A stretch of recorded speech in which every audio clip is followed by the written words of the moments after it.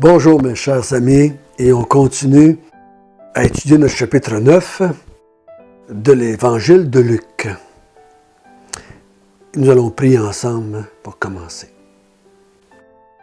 Notre bon Père du ciel, guide-nous pendant ces quelques instants ensemble. Nous voulons, Seigneur, comprendre tes Écritures, c'est notre but. Parce qu'en comprenant les Écritures, on te comprend toi. Et on comprend aussi ton Fils Jésus, sa mission sur la terre. Ô notre Dieu, nous sommes tes créatures, donc instruis-nous. Amen. Chapitre 9, conclusion du ministère de Jésus en Galilée. On a vu qu'après 2 ans et demi d'enseignement et de miracles, de toutes les formes, de résurrection, de multiplication des pains, d'arrêter le vent, la mer, la foule est encore en grand questionnement. Qui est cet homme? On a eu des réponses par Pierre qui a dit « Tu es le Christ de Dieu ».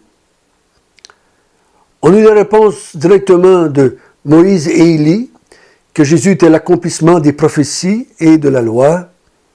On a eu une réponse de la part de Dieu lui-même qui a dit « C'est mon Fils élu, écoutez-le ». Donc, on a eu des réponses de la part de la foule et de la part de la Bible, de la part de Dieu. On a eu aussi une réaction de la part de Jésus envers la foule qu'il déclare race incrédule et perverse. Parce qu'ils ne voient pas le plan de Dieu comme ils devraient le voir. Ils ont perverti le sens des Écritures. Et ça, c'est pas nouveau. Jésus l'a dit à plusieurs reprises, vous ne comprenez pas les Écritures. Vous interprétez mal les Écritures. C'était pour ça, d'ailleurs, que les autorités religieuses voulaient le faire mourir. On a vu qu'à cause que les disciples ne comprennent pas bien qu'il doit mourir et ressusciter, qu'il doit aller à Jérusalem pour accomplir le plan de Dieu dans sa mort, ils ont on va voir aujourd'hui une attitude qui n'est pas correcte. Des pensées qui ne sont pas correctes. Quand on ne comprend pas bien le plan de Dieu, le monde chrétien, entre guillemets, même le monde évangélique, entre guillemets, on est complètement à côté de la coche des fois. Nous allons lire ce matin le verset 46 jusqu'à 49 et on va voir qu'est-ce que le texte veut nous dire. Or une pensée leur vint à l'esprit, savoir lequel d'entre eux était le plus grand. Jésus, voyant la pensée de leur cœur, prit un petit enfant, le plaça près de lui et leur dit, « Quiconque reçoit en mon nom ce petit enfant me reçoit moi-même, et quiconque me reçoit celui qui m'a envoyé, car celui qui est le plus petit parmi vous tous, c'est celui-là qui est grand. » Jean prit la parole et dit, « Maître, nous avons vu un homme qui chasse des démons en ton nom, et nous l'en avons empêché, parce qu'il ne nous suit pas. » « Ne l'en empêchez pas, lui répondit Jésus, car qui n'est pas contre vous est pour vous. » Deux textes qui vont dans la même direction. On va essayer de comprendre, parce que des fois c'est mal compris, j'ai l'impression.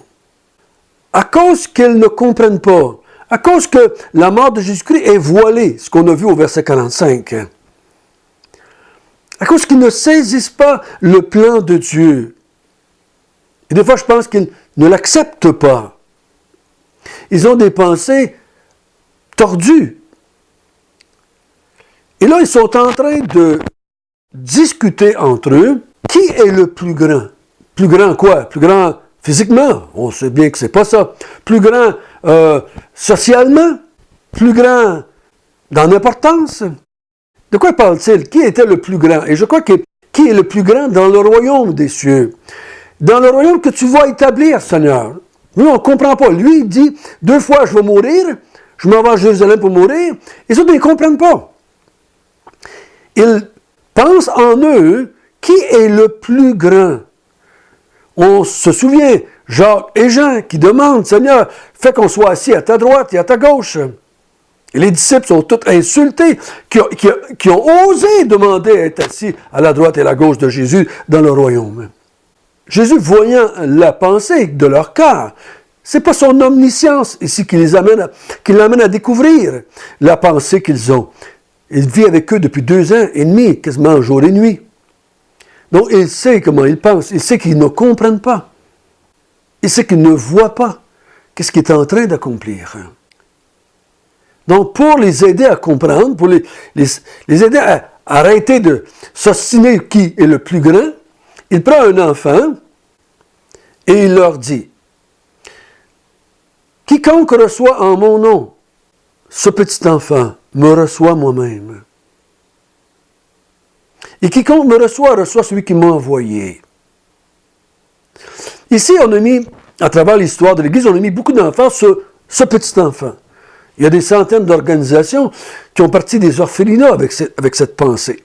Si on reçoit les petits-enfants, si on s'occupe des petits-enfants, ben, ça plaît à Dieu, ça plaît à Jésus. On reçoit Jésus lui-même, donc on fait du bien, et donc Dieu va nous bénir. Ou il y en a même qui vont passer jusqu'à, on va être sauvés par nos bonnes œuvres qu'on fait avec les petits-enfants. Il y en a qui ont donné plein d'argent aux orphelinats pour les aider. Mais on manque le bateau, je crois, ici. L'important ici, ce n'est pas ce petit enfant, c'est en mon nom. Quiconque reçoit en mon nom, ce petit enfant me reçoit moi-même. Et si tu me reçois, tu reçois mon Père. Qu'est-ce que ça veut dire recevoir au nom de Jésus? Ce petit enfant. Qu'est-ce que ça veut dire? Je crois que le mot enfant, on pourrait en remplacer cette par personne. Il prend le plus petit pour rendre son exemple le plus frappant possible. Celui qui reçoit le plus petit, en mon nom, me reçoit. Qu'est-ce qu'il veut dire par ça? Comment est-ce qu'on peut recevoir en son nom? Puis il dit, celui qui reçoit en mon nom, c'est celui qui est le plus grand parmi vous. Je vais essayer de vous donner un exemple à comprendre. Si moi, je vous rencontre et vous arrivez chez moi et que je vous reçois au nom de quelqu'un, donc moi, je disparais. Moi, je deviens un auxiliaire. Moi, je deviens le moins important. Parce que si je reçois au nom de quelqu'un d'autre, c'est le quelqu'un d'autre qui est important. Il dit, si je reçois quelqu'un au nom de Jésus, c'est parce que j'ai reçu Jésus.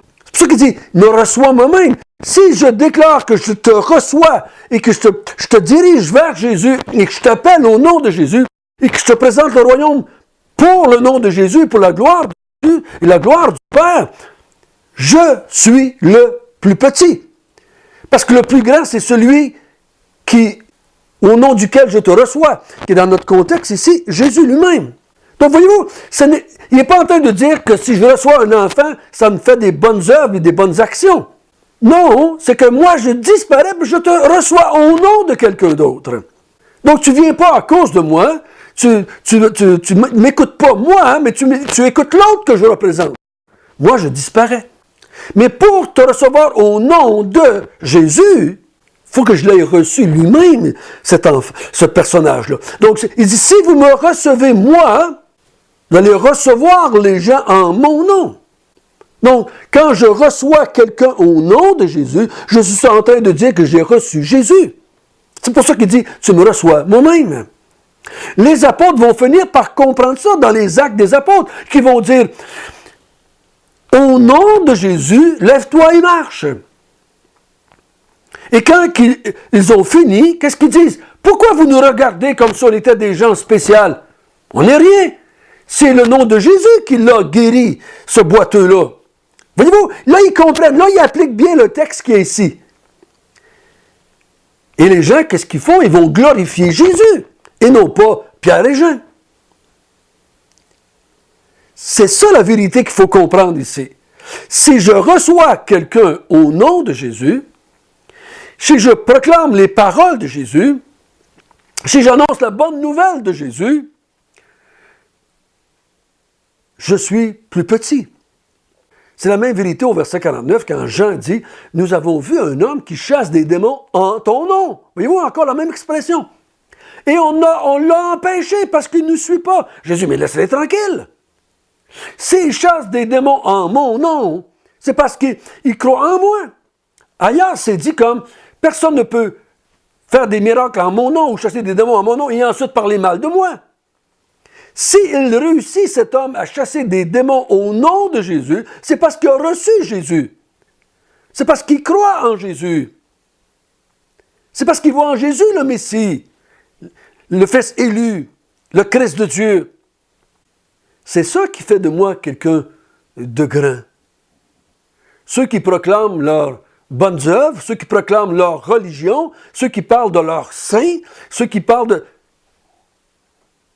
s'élèvent au-dessus de Dieu et de Jésus-Christ. Chers frères et sœurs, chers amis, comprenons bien cette vérité-là. Comprenons-la bien. Si tu veux être le plus grand, deviens le plus petit en recevant les gens en mon nom.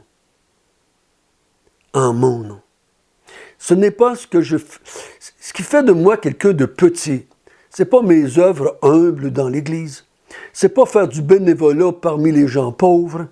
Ce n'est pas de faire du bénévolat dans les orphelinats. Ce n'est pas de donner de l'argent aux pauvres. Ce n'est pas de m'habiller humblement. Ce qui fait de moi quelqu'un de petit, c'est que je présente quelqu'un d'autre. Je présente quelqu'un d'autre. Au nom de... Je reçois cet enfant, ou cette personne, ou cet handicapé, ou ce malade. Au nom de quelqu'un d'autre, je t'invite à entrer dans le royaume de Dieu. Au nom de Jésus. Il dit, si tu me reçois, si tu reçois n'importe qui en mon nom, tu reçois aussi celui qui m'a envoyé, le Père, le Dieu créateur du ciel et de la terre. Tu nous reçois. Voyez-vous quelle grande vérité qu'il y a ici? Ceci ne nous pousse pas à devenir des humbles orgueilleux, moi j'appelle ça comme ça, des gens qui veulent se montrer humbles, mais dans le fond c'est de l'orgueil. C'est ce que Paul va dire dans un épître, c'est des gens qui font des actions qui paraissent humbles au dehors, mais c'est de l'orgueil. C'est comme ces gens que Jésus condamne dans Matthieu ou dans Luc, ils se mettent de la poudre d'en face pour montrer qu'ils jeûnent, ils font de longues prières pour montrer qu'ils sont religieux, mais c'est de l'orgueil, c'est de l'hypocrisie. C'est parce qu'il va être vu des hommes. Il y a plein de monde qui font des actes humbles, mais ils reçoivent des compliments, puis ils vont recevoir des médailles, puis ils vont avoir des cadeaux, puis on va les féliciter, puis ils veulent plutôt l'approbation des gens. Je le fais au nom de quelqu'un d'autre. Ça, c'est, on pourrait dire quasiment la conclusion du chapitre 9. À partir du verset 51 qu'on va voir demain, Jésus va partir vers Jérusalem. Il va arriver en Samarie. Et donc, on va arrêter là pour aujourd'hui. On va méditer ça aujourd'hui. Ce qui fait de vous quelqu'un de grand, c'est que vous parlez au nom de quelqu'un d'autre. Vous représentez quelqu'un d'autre. Ça fait de vous quelqu'un de petit. Notre bon Père du ciel, merci de nous avoir instruits. Merci de nous avoir instruits. Merci de nous avoir montré. C'est pas qui est le plus grand parmi les hommes qui est important. C'est pas savoir qui est le plus grand dans l'Église locale. C'est pas celui qui peut accomplir le plus d'œuvres. Mais c'est celui qui parle au nom de quelqu'un. C'est celui qui représente quelqu'un. C'est celui qui reçoit au nom de quelqu'un. Qui est le plus grand à tes yeux. Donc, Seigneur, merci. Merci que tu nous as aidés à comprendre cette belle et grande vérité. Au nom de Jésus, Amen.